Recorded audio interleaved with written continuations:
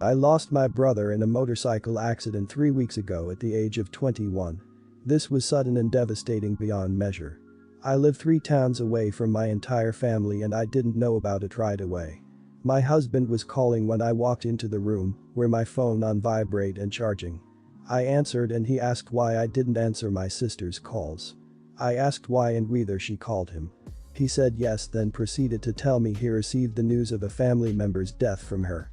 I was shaking at this point while I was waiting for him to tell me more, but he said, "Guess who?" I angrily told him to stop it and tell me, but he still thought it's fine to ask me to guess. That's when I lost it on him, because my nerves were done. I yelled at him, then hung up and immediately called my sister, and she told me it was our youngest brother. I had an awful reaction, because this is my baby brother that I adored so much, and my husband knew how much I cared about him. I drove to my hometown 6 hours away by myself, and my husband was mad after he found out I didn't wait for him to take him with me. I told him I didn't want him there after how he treated me and played my emotions like that. He said he was trying to prevent me from being traumatized and didn't want to dish the news all of a sudden. He wanted to come, but I said I'd have kicked out if he showed up, which got him pissed, yelling that I had no right to rob him if saying goodbye to his favorite brother-in-law. He said my anger was misplaced and I was taking it out on him for no reason other than being the bearer of the bad news, and that nobody wants to be that person, but he tried to be as nice as he could about it. I haven't talked to him ever since, despite him calling me to come home so we can talk. What a way to make it worse. It isn't exactly nice to delay the information and play the "oh, guess who suffered a sudden and premature death" game. It's disrespectful to anyone, including your dead brother. And it's truly screwed up to say that your anger is misplaced and you shouldn't feel that way. That's emotional manipulation and gaslighting. And he's even blaming you for the entire ordeal, not only completely disregarding your feelings and not supporting you through this time, but shifting the blame to make it look like it's entirely your fault. Way to go. What an idiot. Your brother was in a horrific accident. And your husband felt it was time to play a guessing game? What an absolutely cruel idiot. I would consult a divorce lawyer immediately. This is way beyond idiot territory. Why would you want to be with a person like that? I would be done. Absolutely 100% done. His point about the bearer of bad news doesn't wash. He should have just told you straight who had died. I am so sorry for your loss. My heart goes out to you and your family. The fact that his reaction since hasn't been to profusely apologize along the lines of "I don't know what the hell is wrong with me, that was an awful thing to do" is very telling. Instead, he's doubling down and angry with you. This is not a man I would personally want in my life. Even if he thinks he didn't do wrong, he should see how badly it hurt you and "oh, I don't know" care. His behavior shows me he cares more about being right and winning the argument than he does about your feelings or your marriage. What he did was bad enough, but without owning it and apologizing, he might be one of the biggest idiots I've read about in a while. My ex-husband and I got divorced 10 years ago and both quickly remarried. We have a daughter, 14, for whom we share custody. My daughter has 2 step-siblings, 15 and 13, and lives at my ex's house for 2 weeks, then switches over to our house for the next 2 weeks. My husband and I are well off and can provide our daughter with a lot of things my ex and his new wife can't provide their children with. This has caused some issues and jealousy in the past, but nothing too major. The issue? My new husband and I want to send our daughter to an expensive boarding school starting next year. My husband went there and had some of the best years of his life according to him. It'll be expensive, but we've talked it through and we can spare the money because we want to take advantage of any opportunity to give our daughter the best life we can, which in this case would be an education and experience that many would dream of. We have talked about it with our daughter and she seems super excited about this opportunity. My ex seemed to like this idea at first, but has shut it down after talking to his new wife. Apparently her children already hate our daughter for being rich, and this will most definitely cause even more resentment. This led to an argument. I think if we have the ability to provide a better education for our daughter, it's our responsibility as parents to do so. It is unfortunate for my daughter's step-siblings, but sadly life isn't always fair, and that's a lesson they need to learn. My ex thinks I shouldn't further the class division between my daughter and their kids, because it would only lead to more resentment. I can understand how my ex and his wife feel, but I think they are denying our daughter a chance of having something great. Am I the idiot? Not the idiot. If I was your daughter and I had to give up a great opportunity for myself because my father's wife's children couldn't afford it, I would be hurt and I would be angry. If anything, I would want to distance myself more from the other children and blame them, since clearly it was their jealousy that got rewarded and negatively impacted my life. This might seem harsh, but tell your ex that if your daughter asks why she wasn't allowed to go, you won't lie to cover up for them. Then ask how well he thinks that will help blend their families. Your step-siblings are not your responsibility. If they hate this idea so much, they can talk to them about this themselves and explain why your daughter gets these opportunities and they don't. I imagine they're more jealous about material things than boarding school, to be honest. You talk to your daughter about it, ask for her opinion, which many parents don't do, and she wants to go. Who is your ex and his wife to tell her she can't have good opportunities paid for entirely by you and your husband because the children she's not related to don't like it? Not the idiot. I'm wondering if the op's daughter's excitement at the thought of going away to boarding school isn't low-key due in part to the jealous step-siblings. They already dislike and resent her, and this would get her out of those obligatory 2-week stretches with them. Sounds like the stepmom also resents her, so I'm guessing her visitation times at the dad's house aren't exactly pleasant or enjoyable for her. Get out of that crap, plus also get a decent education.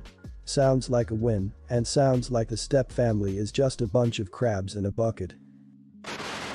I got pregnant really young, when I was 18, with my daughter Kaylee. It was a 2-week fling with guy from my university. We were both addicts with a tumultuous upbringing. I found out I was pregnant when we broke up, aka stopped sleeping together, but remained friends. I got clean after I found out I was pregnant, but he couldn't. For the first 2 years of my daughter's life, he saw her sporadically every few weeks, but his living situation wasn't safe enough for him to have overnights. In the meantime, when my daughter was 3 months old, I got together with my ex-husband, who is stable, dependable older guy, 25, with a job and a house. We fell in love and I moved in with him. We got married when Kaylee was 15 months old. We had a stable and loving marriage which faced a couple of roadblocks because of my multiple miscarriages. When Kaylee was 7, my ex confessed that he was in love with another woman and wanted a divorce. I was heartbroken, but we kept things amicable because he still wanted to be a part of Kaylee's life as a father figure. He moved away abroad with his new wife soon after. A year after my divorce, I found out that Kaylee was sick. It was like a switch had flipped and Kaylee's dad got clean and turned his life around. We became a team determined to save our daughter. Kaylee fought valiantly for 4 years until her little body couldn't take it anymore. Although my ex had moved back in the country a year before Kaylee's passing, I didn't tell him about her being sick.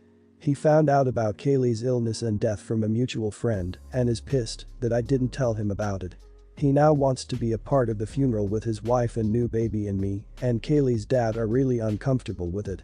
Half of my family thinks that we should invite him since he was a father figure for 7 years of her life, and the other half thinks it will invite drama.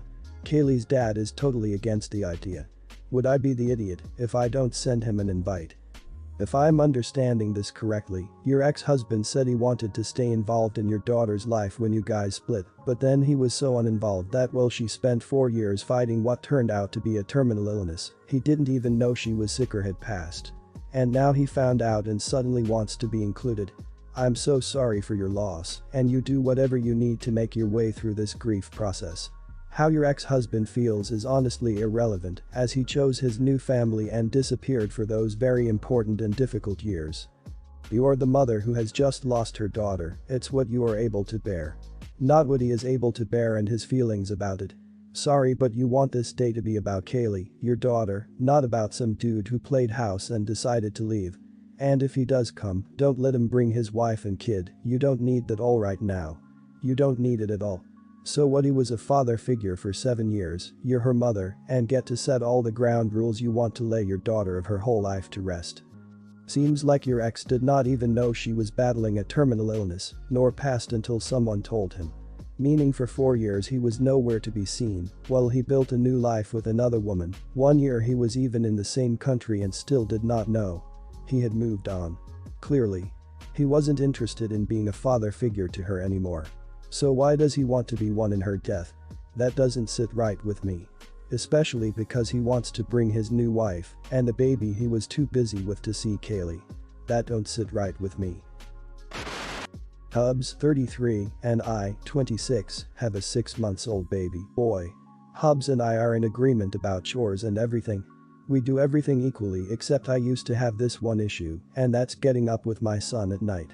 He'd leave this task to me claiming he's too tired to get out of bed. Every time my son wakes up at night, which is 3-4 times a night, I'd wake Hubs up and ask if he want to get up with the baby, but he'd say since I was awake, then I should do it. Every single time since our son was born. I had enough, so I started faking sleep whenever our son wakes up. It worked for an entire week. Hubs would wake up when our son start crying and then look me while I fake sleeping and quietly start whispering my name, but I keep pretending to be asleep. Hubs then would sigh and mumble something, then get out of bed to see the baby. He started asking me about my excessive sleep to the point where I don't hear our son crying and forcing Hubs to handle it. He found out yesterday while I was telling my sister about it on the phone. He blew up saying I'm playing childish games and not my son's needs first like I'm supposed to. I said that I'm too tired of picking up his slack for 6 months, then being shamed for wanting him to help. He replied, "Boo-hoo, I get no credit for being a parent. I don't deserve a medal since I get up with a baby, not climb Everest." He literally said, "Just wait till mom finds out about what you've been doing to our son." The argument escalated and his mom called me neglectful towards her grandson and my husband's work. She said I was being unreasonable since getting up with a baby is my duty and hearing my son cry should wake the motherly instincts in me, but instead I was being petty and, like her son said, childish for pulling crap like this on a hard-working man who needs sleep to function at work. They both kept giving me hell for what I did, and Hubs has officially moved into the other room after he said he called my bluff. Basically washing his hands of nightly childcare and leaving it all to me as a punishment for my disgraceful acts. Edit. Yes, he always gets his mother involved, saying things like, "She'll set you straight and she'll handle your shenanigans." She is so intimidating and I try to avoid her loud mouth as much as I can. We both work, but now I'm on temporary leave.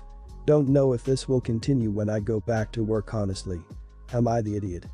Not the idiot. But I would put my foot down and demand relationship counseling, because a grown husband and father can't go running to mummy dearest when he's mad at his spouse. You need to share night feeds when you have an infant. It can't just be one person's responsibility. But the way you're going about things isn't the right way either, so yeah, relationship counseling.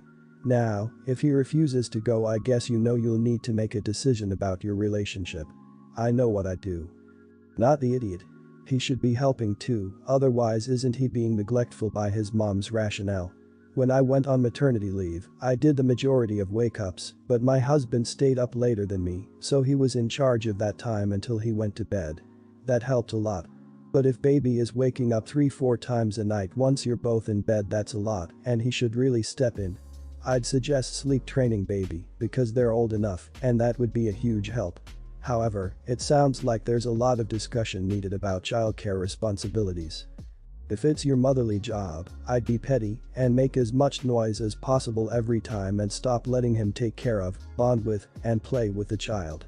Clearly, your mother-in-law and husband feel that he works so hard to provide for your family that he can't possibly have time to help with the baby.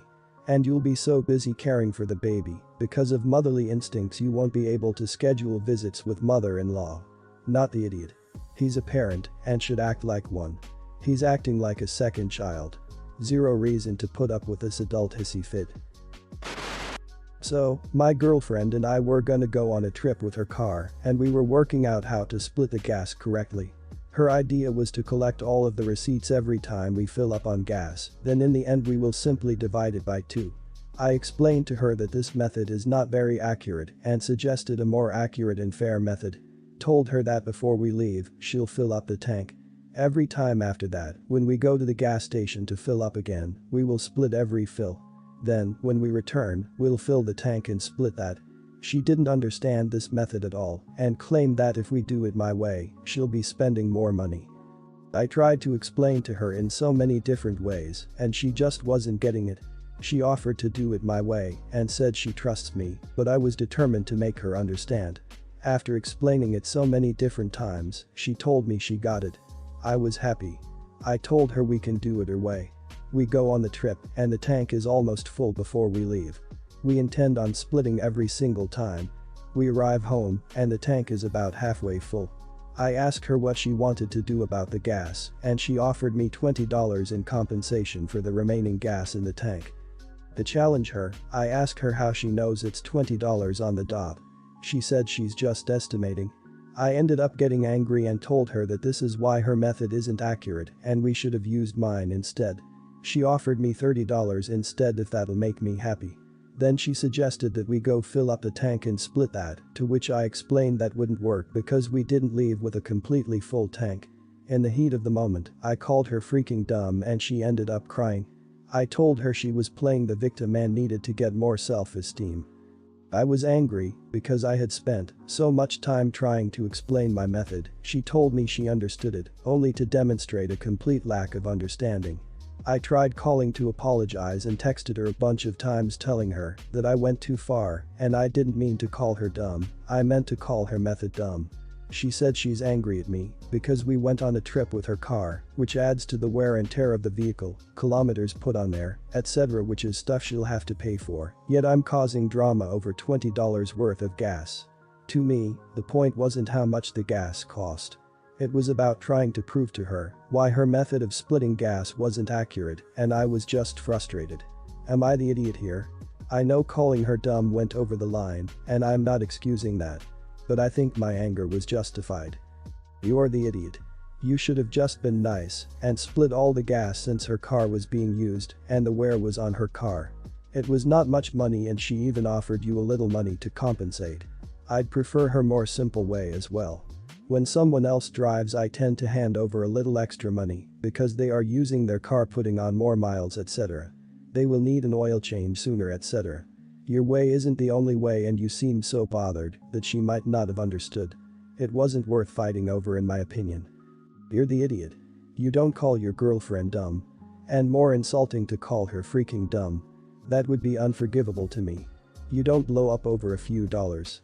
You don't blow up because she doesn't care as much as you do to settle everything exactly by the penny. And she's right. You are benefiting from her car and probably should pay more in gas than she does because she's providing the vehicle and will have to pay for new tires earlier, an earlier oil change, windshield wiper fluid, and other wear and tear items on the car. You're the idiot. Your method favorizes you. You are using her car. Collecting receipts and splitting them even is a great way. You are an arrogant prick set on being right when you can't even see that her method is also giving you extra gas for free. None of your anger is justified. None. If my boyfriend would have nitpicked this much and tried to be such an idiot and then insulting, I would ask for wear and tear at the rate insurance ask. Which is 34 cents per mile by the way in the United States. You are an idiot of epic proportions.